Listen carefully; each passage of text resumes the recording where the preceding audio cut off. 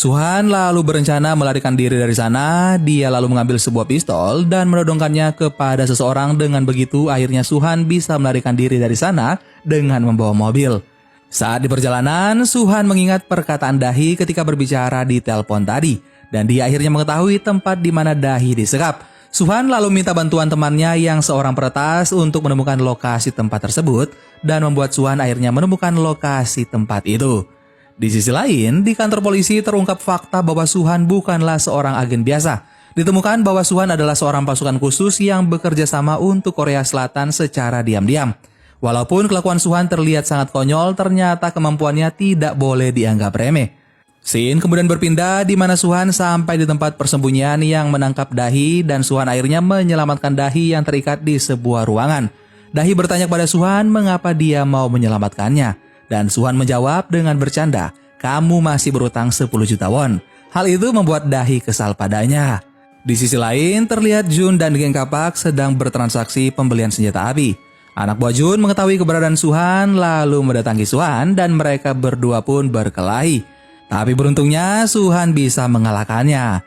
Mengetahui hal tersebut, geng kapak mencoba melawan dan menguji senjata mereka. Begitu juga anak buah Jun ikut berkelahi karena tidak ingin melihat keributan tersebut. Dahi dan Suhan pun memberanikan diri dan mengeluarkan keahliannya berkelahi melawan satu persatu dari mereka. Dan akhirnya mereka berdua bisa mengalahkan mereka satu persatu. Jun akhirnya berhasil ditangkap dan segera dibawa ke kantor polisi untuk dipenjara. Di penjara, Jun menjadi orang bawahan yang harus menaati apa kata seniornya. Scene kemudian berpindah di mana Suhan harus tetap di penjara walaupun dia sudah sangat berjasa. Agen MSS datang dan memberikan Suhan kesempatan untuk bebas jika dia mau melakukan sebuah misi untuk mereka. Namun Suhan menolaknya, tapi agen MSS tiba-tiba memperlihatkan sebuah uang kepada Suhan. Suhan yang tertarik kepada uang akhirnya setuju kepada mereka. Sebelum Suhan melakukan misinya, dia pergi ke rumah sakit untuk membayar biaya rumah sakit putra temannya. Setelah itu, Suhan pergi ke suatu tempat untuk membahas tentang rencana misi mereka.